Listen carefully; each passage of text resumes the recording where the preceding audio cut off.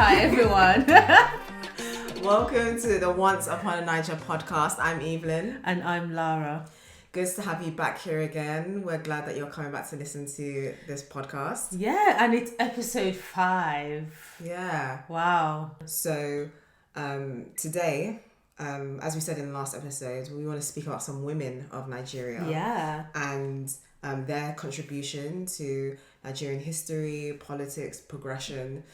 So today we're speaking about a woman that some Nigerians may know of or recognize, who is found on the 20 Naira bill. Yeah. Her name is Ladi Kwali. Ladi Kwali. I've obviously spent the 20 Naira note, held it, all that stuff, but I didn't know who she was until like recently when I was actually doing the research, and I thought, oh, she's the woman on the 20 Naira note. But yeah, just knowing the kind of fame and popularity and acknowledgement that she had at a time for the profession that she was in, it kind of got me thinking about the state of tradespeople or artists or artisans in Nigeria, because I've had to engage fairly with a few tradesmen in recent times, and the stupid amount of money that they earn for, I feel sometimes like I'm in the wrong profession, like I should just become a plumber. Okay. Or I should become an electrician, because, or even, oh no, the most ridiculous one, a locksmith. Right. Because I had to get a locksmith out like recently, this week or 2 weeks this week, just for coming to fit a lock on the doors internally. They were charging from like £75 per hour, and this is like something they do all the time. So I would expect that they would know exactly how long it would take them to, to install a new lock, and, should it take an hour and all that stuff. But they're not going to guarantee you that. They're just telling you it's from £75 an hour. So you're saying, well, how many hours is it going to take for you to do the work? Yeah. And they're like, well, we can't really say. So you're bringing them on. You're at their mercy. And you're at their mercy. And they could literally be charging you for 3 hours or 4 hours because you don't know anything. That's like, this doesn't make any sense. And I think the one thing I've started to notice recently is just how valued their skills are.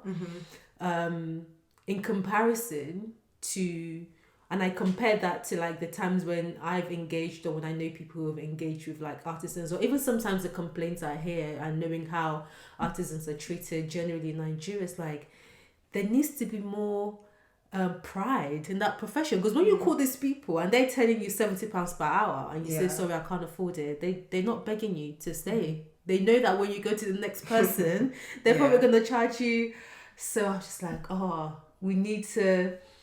Nigeria needs to kind of build a bit more respectability, or I don't know what value, respect and value in the skills that these people hold, and they should be able to be well remunerated for what they do. Yeah, I think the reason why you're bringing that up is because Ladi Kwali was Nigeria's most famous potter. Yeah, and she was really skilled in her work, and she was famous throughout the industry for her work, and I didn't know about her until my mum had sent me a video of her. Oh really? And so in the video it gave a short snapshot into her work, and she wasn't formally educated, but she was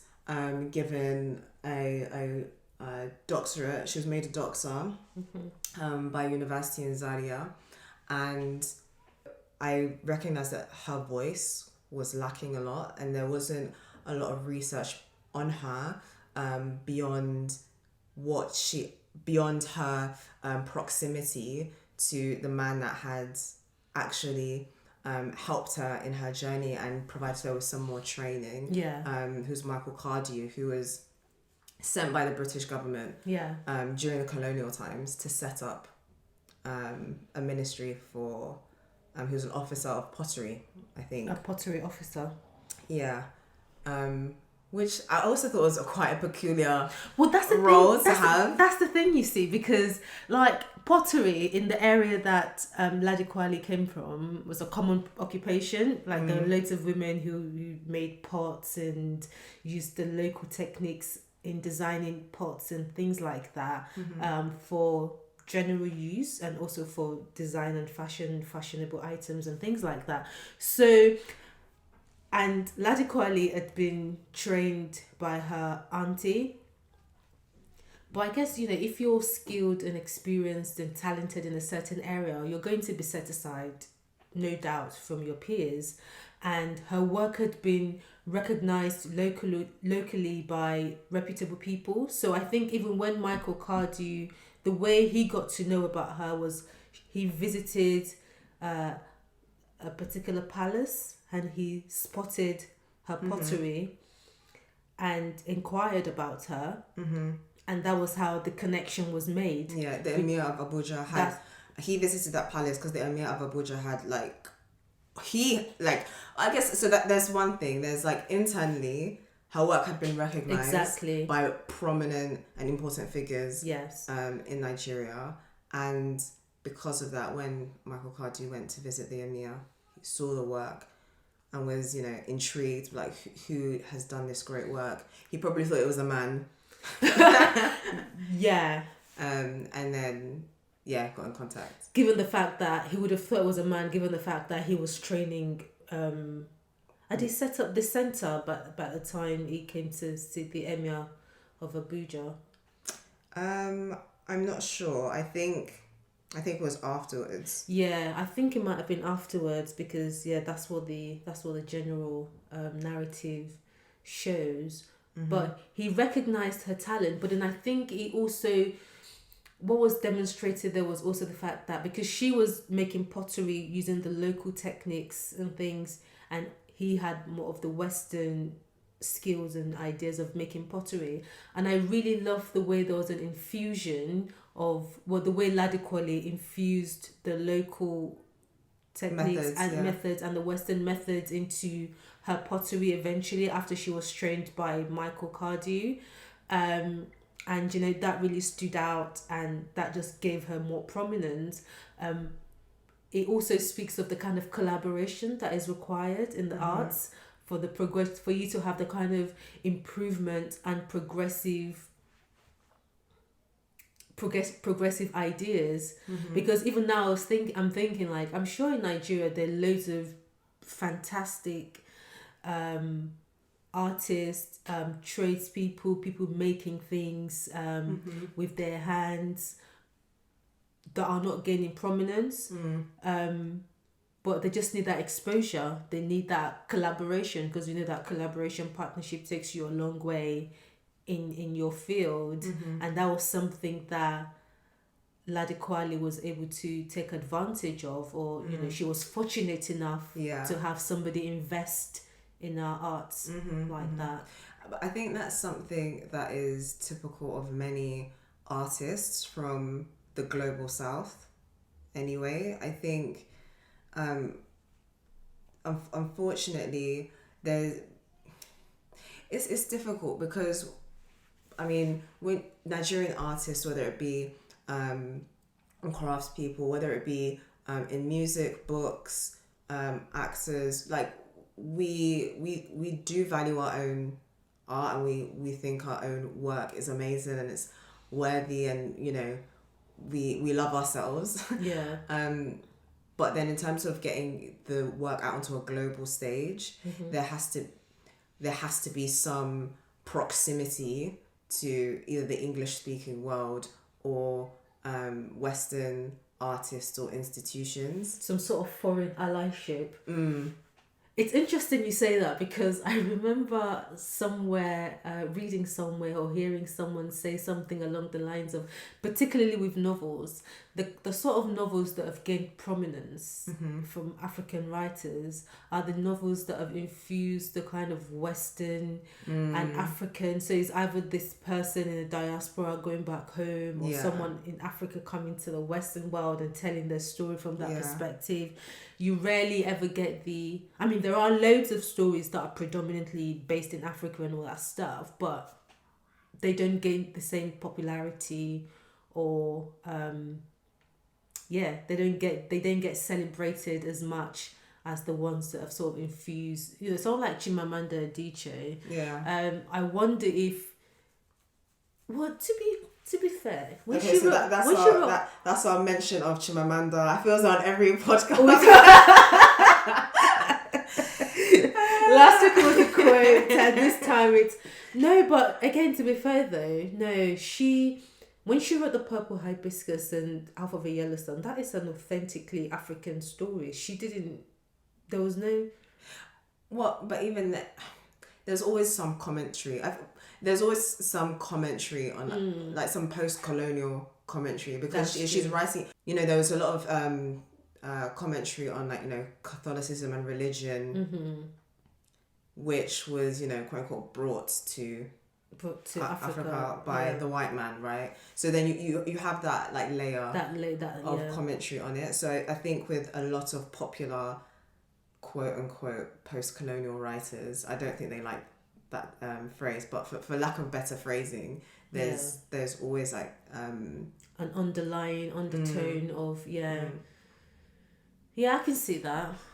It's a legitimate. Of course it is. It's legitimate as well. Yeah, if you're telling the story in a way that that is authentically written, and you're telling it, because that's how you truly feel, it's different. But I feel like sometimes it's also a strategy that people employ to think, how can I gain a more global audience?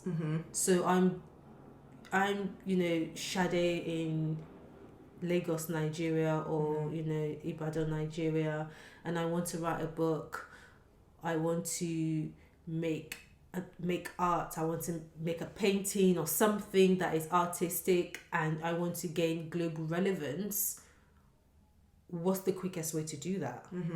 What's the easiest way to do that? There was this guy on Humans of New York recently this week, and he's a photographer. He's from Ghana. Okay. And he was telling a story about how he started photography and how he got involved and what motivated him to do so. But the reason why I'm mentioning him, because he mentioned that when he got to America, so he wanted to take pictures. Obviously, when you live somewhere, your environment becomes your tool, if you like, and it becomes the thing. It becomes your canvas. And so naturally he was taking pictures of, African related stuff. And then when he went to America to this Institute of Photography that is meant to be really renowned, and, you train good photographers, and this, well-renowned photographer came to assess their work, and she said, well, let me see your work. And then as soon as she saw his African photos and whatnot, she said, she dismissed it and said, I always see too many. I'm tired of seeing. She thought she had seen it before. She thought she had seen it all. But then I kind of started thinking I'm sure if there was some sort of Western, because it was purely African, she felt that there was nothing else to see. Right, but then he then made the point about, her pictures were basically of her, I can't remember what he said now, maybe something mundane, maybe of her life or a living room or something, and it's there's nothing exciting to see in your in what what you present as well. But the way it was so easy for her to just dismiss Africa, because I see it all the time, and the way it's portrayed in maybe the poverty, or because sometimes you can see something portrayed so much that it just becomes you start to lack appreciation. It's no longer novel. Yeah. So you don't see the depth to that thing anymore, because it's lost its But maybe obviously she was ignorant to do that. but I think it feeds into why many people might feel the need for sort of Western recognition before they start to feel fulfilled in their profession. Yeah. So a good example actually is on Twitter. I follow like lots of different people. Like I pay attention to Nigerian Twitter, and that's the place to be. Yeah. I'm not on Twitter, but I've heard that's the place to be for many people. And there was a conversation around Wizkid and his album, and there's the most famous song in there called Essence, and a lot of people were saying that it's a great album. That Essence is a great song. It's getting played everywhere. And then Wizkid made an announcement that Justin Bieber Oh yeah, I saw that. was going to be featured on the remix. And then everybody was like, why is Justin Bieber getting featured on the remix? It doesn't need anything additionally. It's a good song on its own.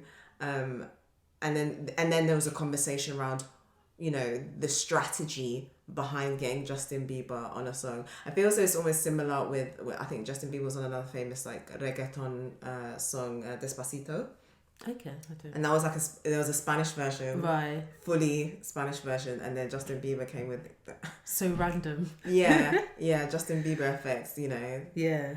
But I guess it's because strategically they're looking at Justin Bieber and they have all his what are his fans called? Beliebers. Yeah. All his followers, and they're thinking, well, that's a new market that we can tap into. Yeah. We get Justin Bieber on the track, then we're exposing the work to more people.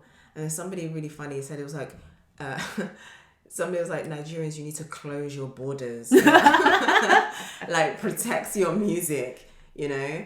And I thought that was an interesting. I mean, I feel as though we're going off quite on a tangent. We will get back to. Yeah, we'll get back to Ladi Kwali. Ladi Kwali, but it's an interesting commentary, or it's an interesting point on the fact that a lot of people, and obviously Wizkid's team, felt that you know, this was an important direction to go to bring Wizkid's music to a wider audience. And I guess in many respects it's a good, in terms of a business decision. Yeah. It's a good one. Yeah. But then it, you know, there's that conflict or that tension between our work that is, you know, purely or authentically or completely Nigerian. Like, we need to keep that. Yeah, people do. I mean, keep that protected. Why should it have any sort of Western influence? Yeah. Or not even Western influence, but, you know, the need for an American. Yes. To come on the track. If I don't see how legitimately this collaboration is needed, right? Mm-hmm. So I'm not against collaborating with people or collaborating with international partners and Western or, you know, Eastern, wherever on the continent you want to collaborate. That's fine. Can you be like, oh, I see why Tiwa Savage is collaborating with I don't know. I know she's collaborated with a lot of Americans, but they're Black Americans, so in a way it doesn't really have the same. I'm trying to think of like a white it's not as polemic, you know. Yeah.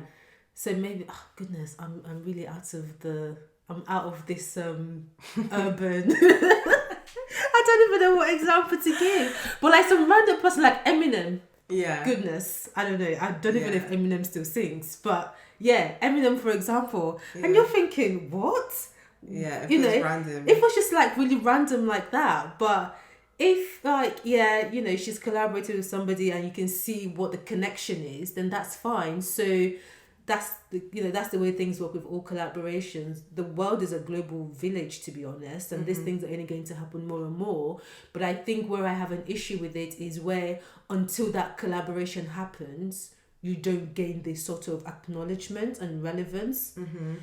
I feel like that is a disservice to to the people, to the people group who need that additional influence. So mostly Africans, really, in this case. Yeah. So I think, like, if bringing it back to Ladi Kwali, I think I think a similar thing happened with her, because a lot of her work are in like museums around the world. So her work is in the Smithsonian, it's in the British Museum, it's in galleries, basically in Western countries. But I feel as though that's the same thing, Yeah. Her work has not been deemed world class. Her work is only deemed like world class, right? Because Western institutions have said her work is world class. Yeah, because the question is, would she have gained the same level of popularity and prominence if Michael Cardew had not come into the picture? Because clearly she was already recognized locally, but without the extra influence of Michael, would she have gained the acknowledgement, the prominence, the popularity, would her excellence, would that have been celebrated the way it was, to the point whereby she got an MBE, she was put on the 20 Naira note. She's the only woman to have ever been on a Nigerian currency. At least she, doing better than here in the UK.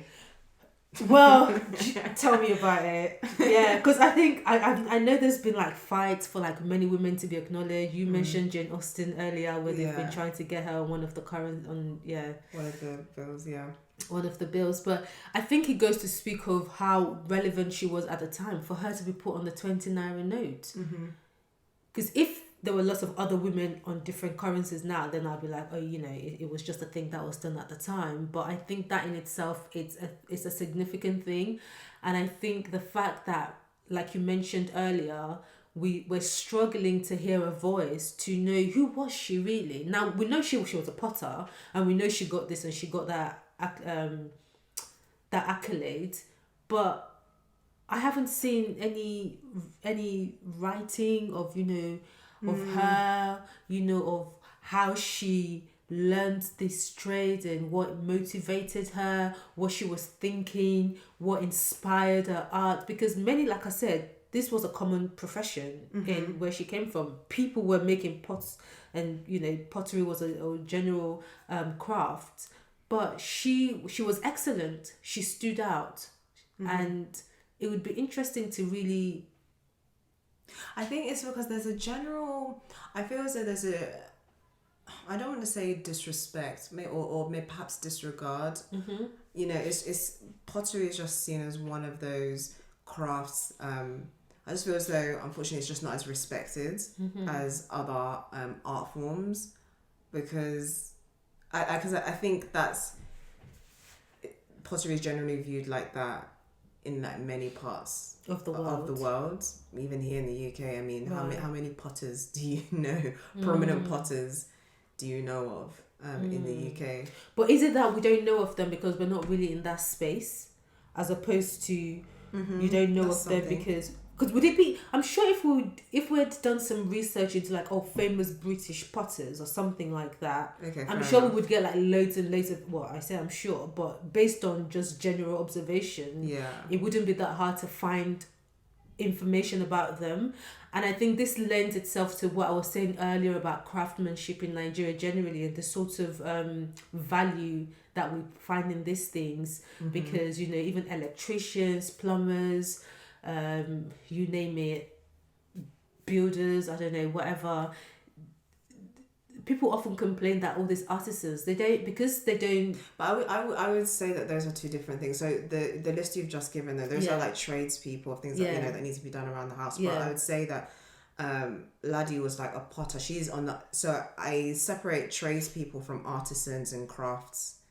So the reason I put them together is because obviously when she was making making pottery and things like that, they were to sell and to it was for practical. They were for practical reasons. It wasn't like art. Oh, I It's, see. it's only Okay. because it's become art to us now. All It was right. for practical day to day, you know, I'm selling this pot to this woman next door for her to fetch water down the stream and things like Right. that. So that was why people were making it generally. Of course, it also had like decorative purposes, but generally it was very functional. And that's why I'm making that link to like other functional trades or functional craftsmanship as well, where you have like carpentry or plumbing, or you know, just I guess they're not like closely related, but just trying to make that link. And you said, like, you know, like I was saying earlier, that value being put into those things, it shows how people then treat them and what level of recognition they get. But also the value, clearly, when the British left Nigeria and Nigeria gained independence, the Michael Cardew Centre, Pottery Centre, was then named after Ladi Kwali. So it became the Ladi Kwali Pottery Centre. Yeah. But the current state of that centre today is a reflection of the lack of value That the Nigerian government has for that art. And we can put a link to an image of the center today in the show notes, Shocking. so that you see what it looks like now. Abysmal. I don't even know what word to use for it. It's dilapidated is not even the word. It's just like you can't even recognize it. Yeah. You know, it hasn't been functional for the last 20 years. And then when you think of just how much, because you know, first thing you think of, oh, you can generate so much revenue just by keeping this center up and open and doing so much, but also the national pride, you know, because I was thinking when I go on holiday, I usually Google like, oh, places to visit, like the places of historical significance and things like that. I'm really into things like, and the things that many countries have put up as this is our significant, you must visit this place. Yeah. Many times I've been there and I'm like, is this it? Oh, okay. But the way they've presented it is what matters. Yeah. Whether you then come and value it is a different. Obviously, art is subjective. What we all find attractive or significant is can be subjective sometimes. But it's the fact that they've invested so much in keeping their history alive. I remember going to Copenhagen and there's this mermaid that everyone like talks about, like, oh, you have to go see this mermaid, blah blah blah. And then I got there and it was just like this very small statue in the middle of nowhere. I was literally like, and people were flooding to this place to see this mermaid statue. And I was just like, okay. And I've seen reviews online, people like, oh, it was so underwhelming, blah, blah, blah, blah. But until you go there and see it for yourself, You won't know. you won't know, you know. And I feel like this is where Nigeria misses a lot in terms of the amount of revenue they can generate just from like tourism by keeping this kind of places open, but also the level of education they can provide for other Nigerians, you know, to get into pottery, selling their craft, just a lot of activities coming out of that place. But that's not happened. No. And it's such a shame. Yeah. I mean, I think that's speaking to the lack of infrastructure surrounding arts, culture, tourism in Nigeria, which is I think it's like significantly lacking. But then when you're saying these things, I keep on thinking about like security and other. The arts is extremely important. Yes. So I don't want to say that the arts shouldn't be a priority for governments, because in almost everywhere when people say that money needs to go towards XYZ, you know, arts is like at the bottom of the list. But I think because there is such a lack of infrastructure, a lack of political will, and then also there's the aspect of gender on this, right? Because pottery, I mean, that you mentioned, like the pots that she was making, it was a functional purpose. And I wonder actually today what's the gender balance around, you know, pottery and like women potters and male potters, if it's mainly women, because then there's that other aspect of it, like, you know, things that are maybe dominated by women are not valued as much, or not seen, are not prioritized. So not only is it an art, it's a woman's craft, it's a woman's art in a society that is still very sexist and doesn't care for. Yeah, that's definitely a valid consideration, I would say. But then when I look at the pattern of how the Nigerian government has engaged with the arts generally, I feel like things are so bad. It's not. Things are so bad. It's not to do with gender. It's not so exactly. It's not. This is not. Yeah, I wouldn't even say it's. I mean, it could be. But I feel like when you look at the music industry, the film industry, the fashion industry, the Nigerian government, they tend to wait. They're not very visionary, I wouldn't say, when it comes to the arts. They wait for that thing to gain prominence. They wait until people are celebrating it and it's all over Twitter or Instagram or whatever social media of the day is. And they're waiting for the people themselves to have invested in their craft and to have sort of, you start to see the reward of before they can be like, oh, okay, maybe there's money to be made here. And before they even start paying attention, and even till today, the Nigerian movie industry, they're still complaining about the lack of infrastructure, of how, you know, people are building their own sets and things like that, and there's very little, and so people have to make do with very little. They make much of very little, and then the government might eventually wake up to the reality that actually we're gonna miss the boat if we don't quickly get ourselves sorted. And I think that would largely be a part of the reason why pottery is not even, alongside many other arts like painting.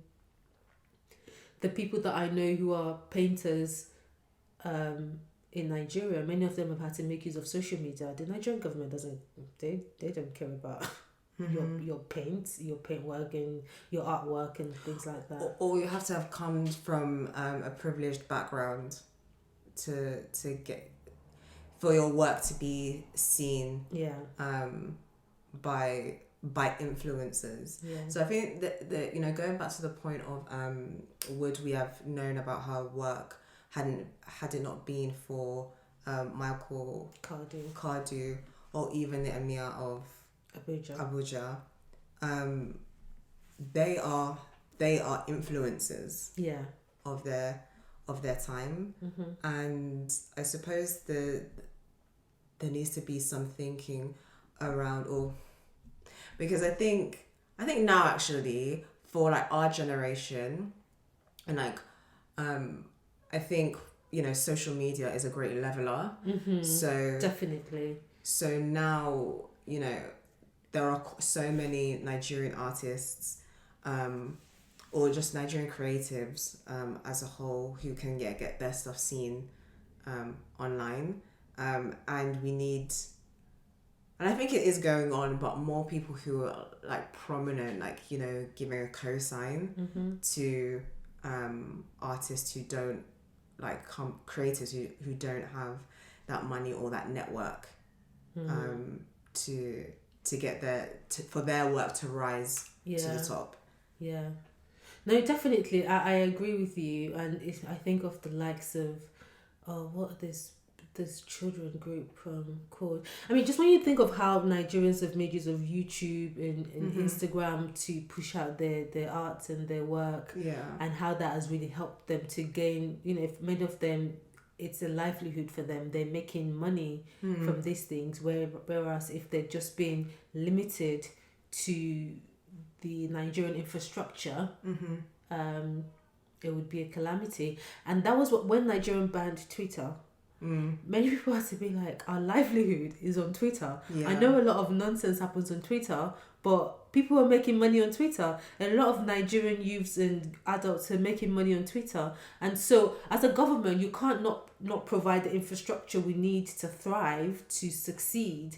But now you take away access to this platform that has sort of like stepped in the gap for you guys, and you've just, banned it without any consideration. So yeah, I think like you rightly said, social media has been and it's also made the world a global village where somebody from China can see your work, can order your work, can order your pots, order your painting, and yeah. But that is the 21st century, and I think Ladi Kwali is worth noting, just for the brilliance and the significant contribution that she made to Nigeria. And I know it's, when you look at it and what little information is available on her, it's very easy to dismiss her relevance. She can very quickly just become known as that woman on the 20 Naira note, but without any sort of in-depth analysis or vision as to how she gained that prominence. And it wasn't just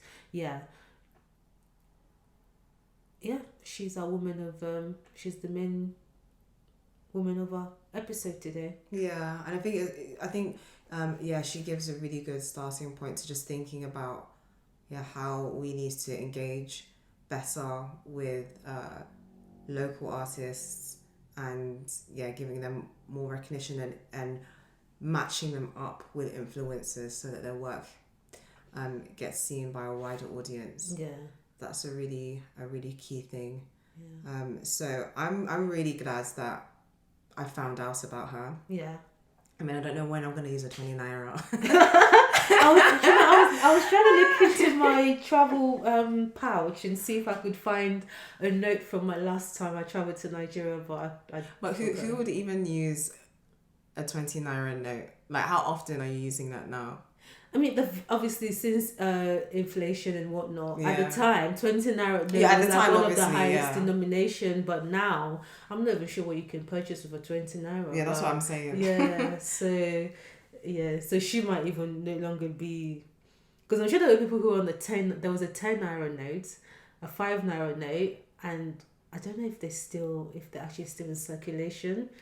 But that'll be interesting. But eventually when the 20 Naira note goes out of circulation because it's just no longer significant enough to purchase anything in Nigeria, it'll be fine, because you'll remember she was on this podcast. Exactly. On this podcast, Exactly. You won't forget it. It's recorded in history.